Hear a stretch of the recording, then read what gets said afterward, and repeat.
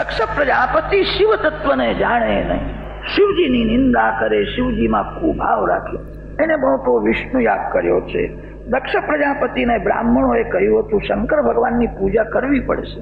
દક્ષ કહે છે હું શંકરને માનતો નથી, હું વિષ્ણુ ભગવાનને જ માનું, હું શિવજીની પૂજા નહીં કરું.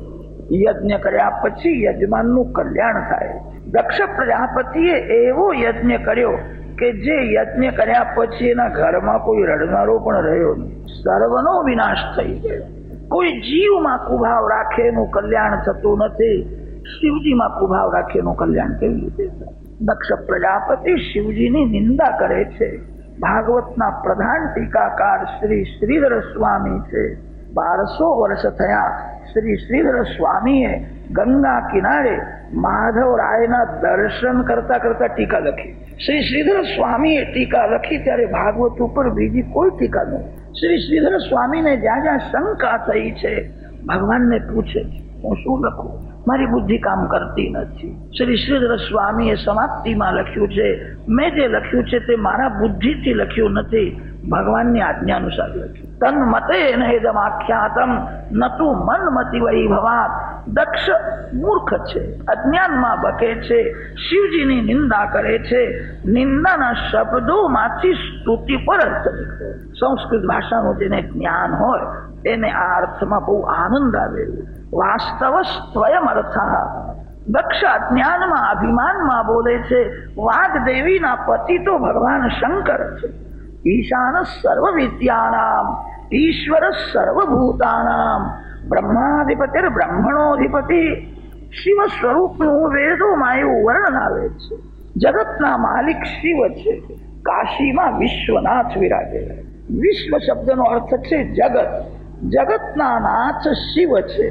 જગત એટલે શું? શુભ અને અશુભ, પવિત્ર અને અપવિત્ર, આ બેનું મિશ્રણ એને જગત કહે છે. જગતમાં બધું સારું નથી અને જગતમાં બધું ખરાબ પણ નથી.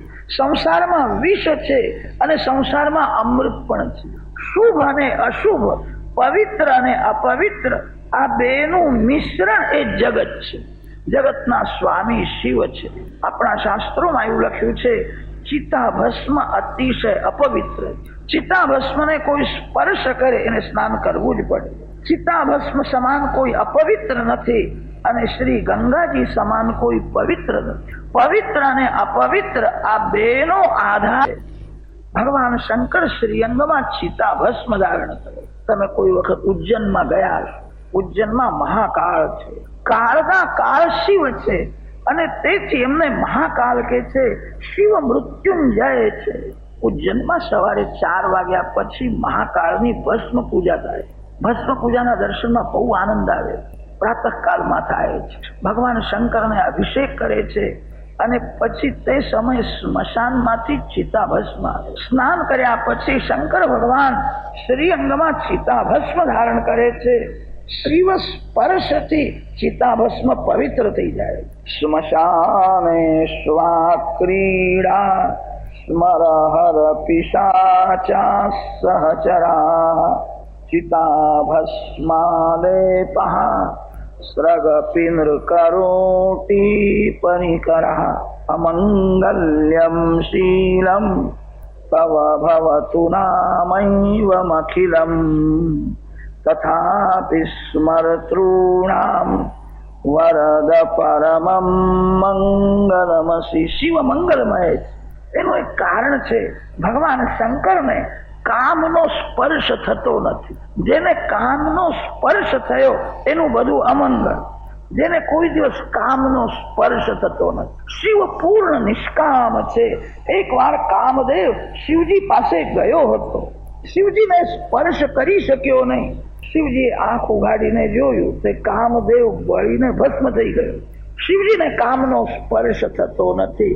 કેટલાક લોકો એવું વર્ણન કરે છે શિવજીએ ક્રોધ કરીને કામને બાળી નાખ્યો.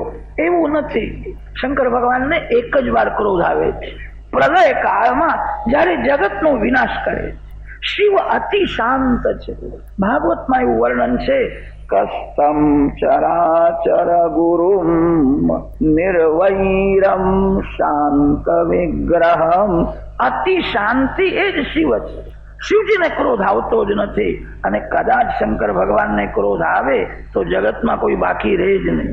કામદેવને શિવજી એ ક્રોધ કરીને માર્યો નથી, શિવજીનું તેજ એને સહન થયું નહીં, અને તે તેજ સહન ન થવાથી એ બળીને ભસ્મ થયો. શિવજી શું કરે? શિવજીને કોઈ દિવસ કામનો સ્પર્શ થતો નથી.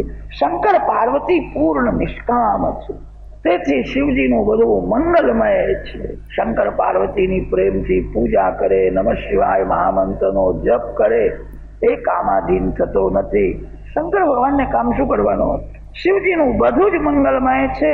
ચિતાભસ્મ શિવ સ્પર્શથી પવિત્ર થઈ જાય. ચિતાભસ્મ પવિત્ર, ગંગાજી અતિશય પવિત્ર છે. શ્રીઅંગમાં ચિતાભસ્મ છે અને મસ્તકમાં ગંગાજી છે. પવિત્ર અને અપવિત્ર, શુભ અને અશુભ બેનો આધાર શિવ છે. શિવજીના ગળામાં વિષ છે અને ભગવાન શંકરના મસ્તકમાં અમૃત છે. જગતમાં વિષ છે અને જગતમાં અમૃત પણ છે. જગતના માલિક શિવ છે.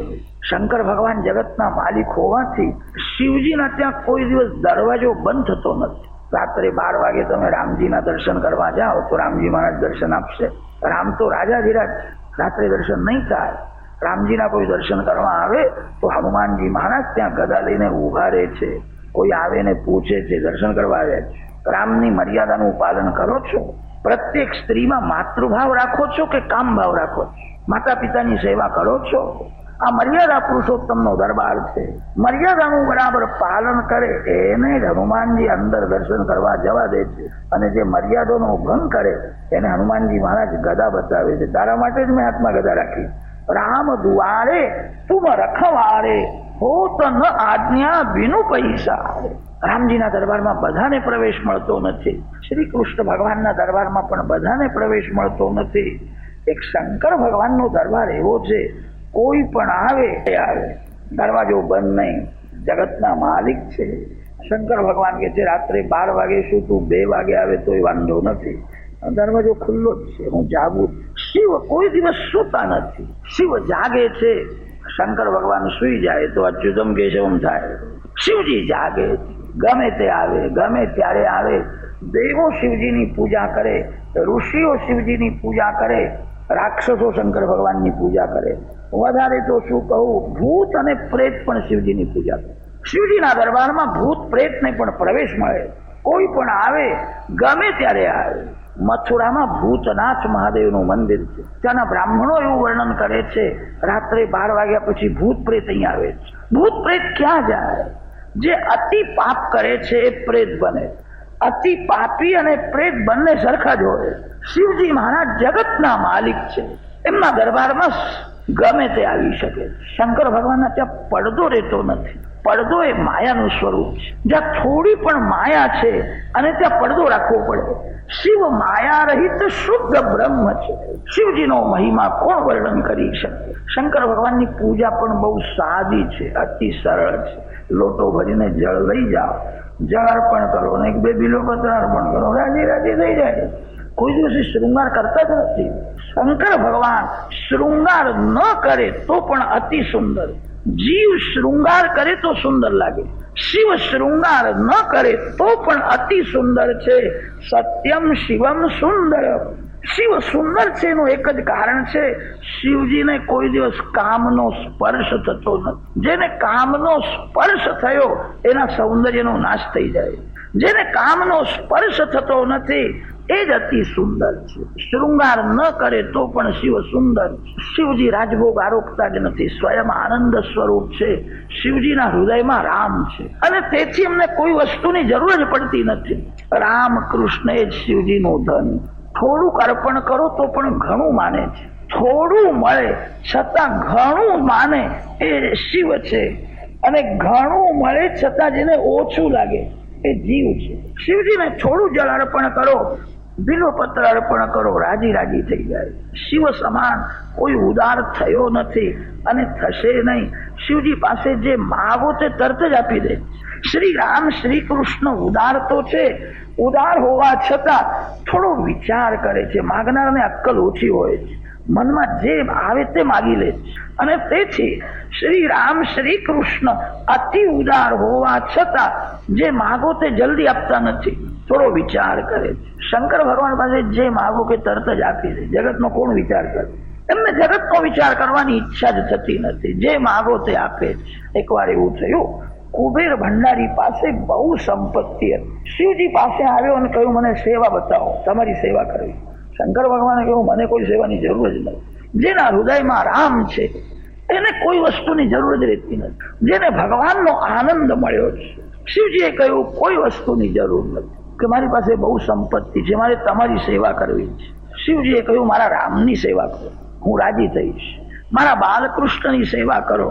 કુબેર ભંડારીએ કહ્યું કે રામકૃષ્ણની તો સેવા કરું છું, પણ તમારી સેવા કરવી છે, મને કઈ સેવા બતાવો. અહીંયા કોઈ સેવા જ નથી. સેવા માગે વૈષ્ણવ નથી, સેવા આપે વૈષ્ણવ છે. મારી કોઈ સેવા કરે એવી ઈચ્છા રાખશો નહીં. હું બધાની સેવા કરું, હું બીજાના ઉપયોગમાં આવું. જે તમારી સેવા કરશે એ તમારું પુણ્ય લઈ જશે. સેવા માગશો નહીં, સેવા બીજાને આપજો.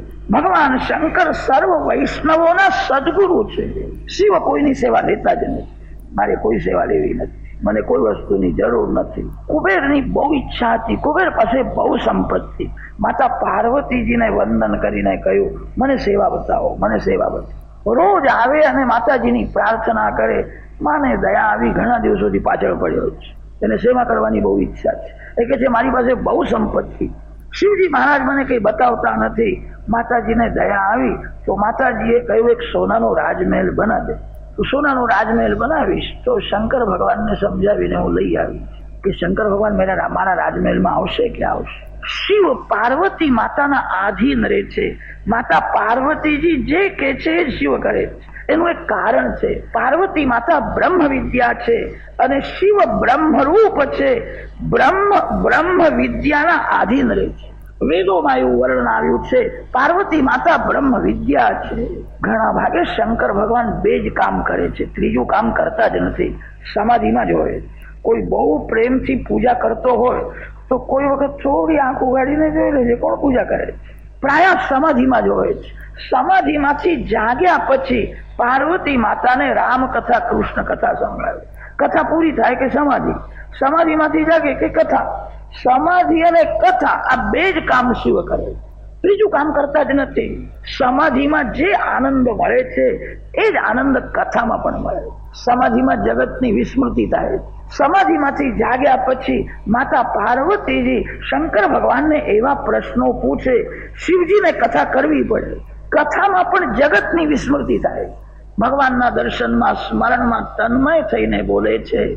સમાધિમાં જે આનંદ એ જ આનંદ કથામાં મળે.